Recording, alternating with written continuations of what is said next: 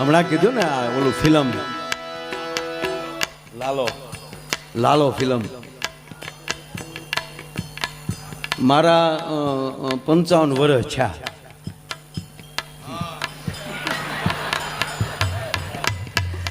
એ વેનકે લોયા તે હવે તમે બધા ઘરના જ બેઠા છો ને મારે તમારે પછી આ જાતિ જિંદગી હવે હું ખોટું આમ રાખવું આવ.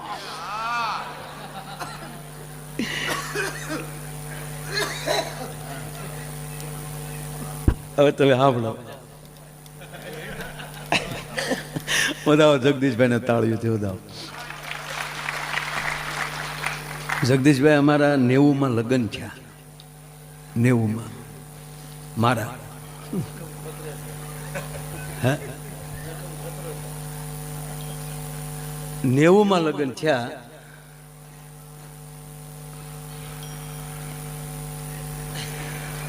એમ થાય કહું ન કહું. હમણાં મને હું બહાર હતો પ્રોગ્રામમાં અને પહેલી વાર એટલા વર્ષમાં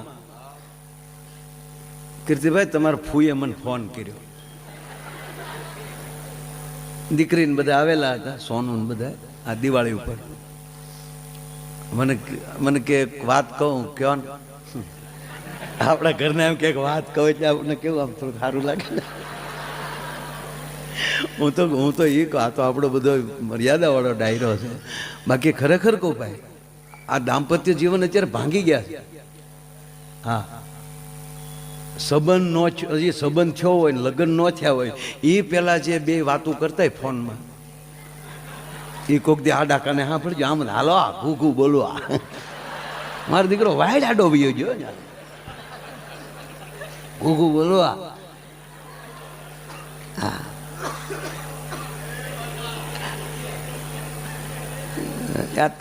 આજે આ પાઘડીઓ વાળા બેઠા ને એને ઈર્ષા થાય આવી વાતો કરી. કારણ કે એના ભાગમાં તો આવ્યું જ નહોતું.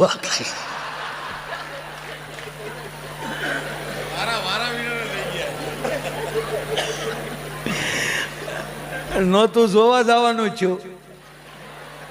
વડીલોએ જે સંબંધ કર્યા એ ફાઇનલી તો ઘરે આવીને ઘૂંઘટ ખોલ્યા ત્યારે ખબર પડી કે આ આપણા ભાગ બોલો રાણી બાદશાહ જે હોય.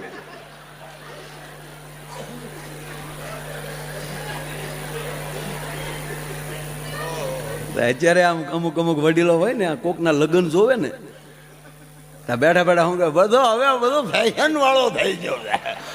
ઈર્ષા કરે કારણ કે એને તો આવું ભાગમાં આવ્યું જ નહીં. કારણ કે અત્યારે કેવા લગ્ન થાય રાજા મહારાજાઓ પાસે બગ્યું નચ્યું એવું બગ્યું જગદીશભાઈ ભાડે મળે. હે કેવા ડેકોરેશન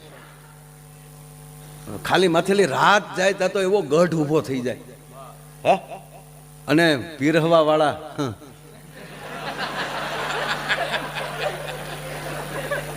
ક્યાંથી આવે એ ખબર નથી આપણે. ડાયાબિટીસ હોય એ 10 ઢેફલા ખાઈ જાય. લાઈવ લાઈવ ગગી તને ના પડા હે ગોટો વળી જાય પીરહીને વહી જાય.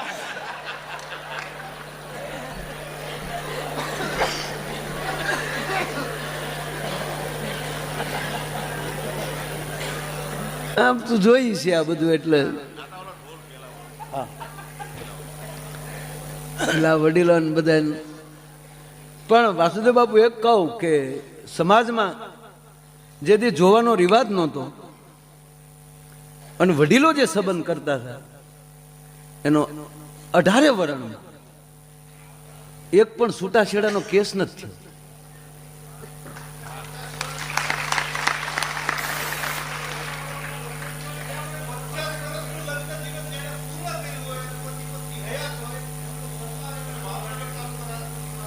વાહ વાહ વાહ વાહ.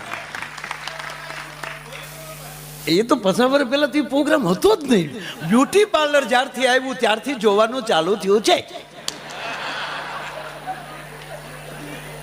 વાસુદેવભાઈ અમારા ભાવનગર જિલ્લા ગોહિલવાડ ક્ષત્રિય સમાજના પ્રમુખ છે પોતે. અને એણે ભાવનગર જિલ્લામાં એવો કાર્યક્રમ રાખ્યો કે 50 વર્ષ જેના દાંપત્ય જીવનના પૂરા થયા હોય એ દંપતીનું સન્માન કરવું સાહેબ. એટલે બહુ સારી વાત. પહેલાના લગ્ન તો લગ્ન હતા મારા. મેં બળદગાડામાં બેસીને જાણ કરી છે બાબુ કે અમારા કે ને એકવાર તાળ્યું થયું તો કે એવા માણસ છો કે ગોહિલ અમારું ભાવનગર વર્તેજ એ કોંગ્રેસમાંથી વિધાનસભા લડ્યા બરોબર અને એ માણસે ને હિસાબે એ હટ્યા તો જીતુ આ હાર્યા તો જીતુભાઈ જીત્યા ને જીતુભાઈ વાઘાણી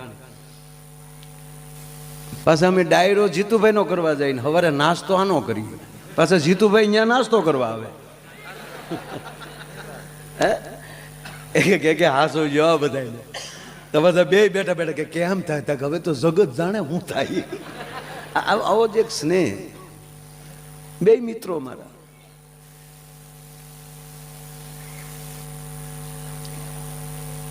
પેલા જોવાની વાત આવી ને એટલે મને સારું વાત થાય એક છોકરો જોવા ગયો કીર્તિભાઈ હવે તો જોઈને થાય ને તો ગામડામાં હવે ચાલુ થયું તો છોકરીને બાપાએ કીધું જો દીકરી રૂમમાં બેઠી જા બેટા ઘૂ ગયો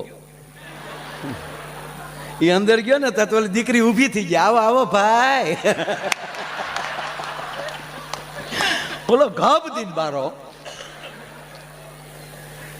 અને બાપા કે કામ બેટા હાલો બાપા નીકળી કેમ થાય તમારે એક દીકરી વધી ને મારે એક બેન વધી નો ભાવે ધંધો હું કામ કરતા છે પછી કીર્તિભાઈ આવું ના હું એક થયો મારે ઘૂઘુ ને એ અંદર ગયો બેસો દીકરી બેઠી હતી ઘૂઘુ ગયો નમસ્તે દીકરી બહુ ડાય ગામડું ગામ ખાનદાન બાપની દીકરી નમસ્તે બેચો બેચો બેચો બેચો ની હું આમાં હે ખીજાઈ ગયો ઘડીક પણ ડાય હતી દીકરી બહુ ડાય હું તમને ઘડીક દાંત કાઢો વાંધો નહીં ને કાંઈ હા મારી પાસે બહુ પછી કડલ ફળન મને કાંઈ આવડે નહીં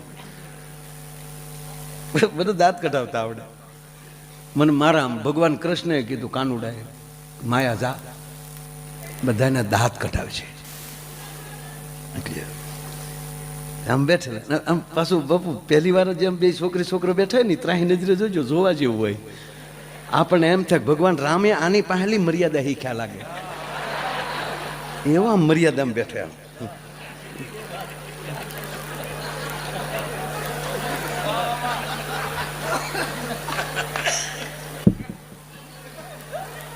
હામે તે હામે આમ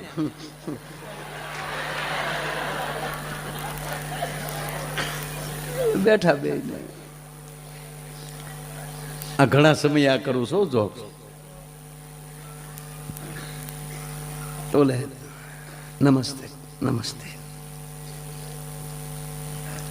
તમારી એજ કેટલી થઈ છે છોકરો કેવો ઓલી દીકરી ગામડે એજ એટલે શું કહેવાય ઉંમર ઉંમર હે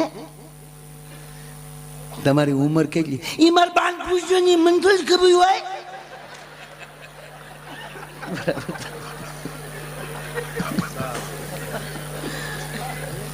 ચરચ ચારુ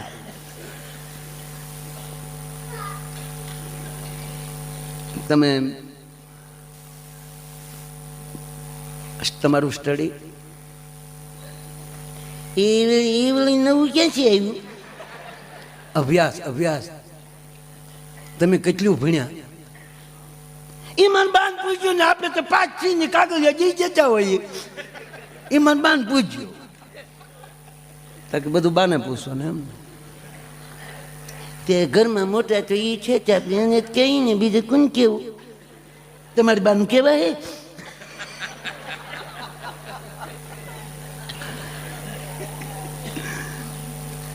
આ જે કાલા કાઢું છું ને તમને દાંત કઢાવવા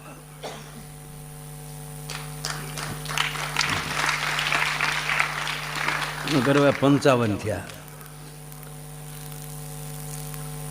પણ અમને હરખ છે ઘડીક તમને કારણ કે એવા પવિત્ર વક્તા પણ મળ્યા છે દિવસે ભાગવતમાં તમે આનંદ કરતા હશો આટલી ભજનો પણ એવા સંભળાણા ગીતો પણ એવા સંભળાણા અને એ કરતાંય તમને હાવ સાચું કહું કે આ ભૂમિમાં કાંઈ ન કરો આની માટીને અડીને બેઠા રહ્યો ને તોય લાલ બાપુ આ જગતનું કલ્યાણ કરી નાખશે આ મહાપુરુષ એવા જે મળ્યા છે સાહેબ એ નોખી વાત છે હા એટલે હું તમને પછી ઓલો બેઠો પછી કીર્તિભાઈ ધીરે દિન પૂછ્યું દીકરીને, હા મેં પાછા તાજા સુધરે હોય ને ચકલીને ચો બહુ બોલે, લચોય ફાવે છે રચોય? હવે દીકરીઓને પૂછાય રસોઈ ફાવે એમ, છોકરાને પૂછાય ગાળ્યો આવડે એમ? દીકરી કે લે રસોઈ તો આવડે ને. તવળો કે ચું ચું ફાવે છે? દાળ ભાત, રોટલી, શાક, રોટલા, લાપસી. આમ તો રોટલાનું લાપસીનું કહી દે ને પછી માણસના પેટના હોય તો આગળ ન પૂછાય. દરેક રસોઈ તમે ચોપડીમાં વાંચીને શીખી શકો, ટીવીમાં જોઈને શીખી શકો, પણ એક રોટલો ને બીજી લાપસી એ છે કે તો જેની જનેતાને આવડતું હોય એની જ દીકરીને આવડે. સાહેબ આ સંસ્કાર છે. માતાજીની લાપસી આવડતી હોય એટલે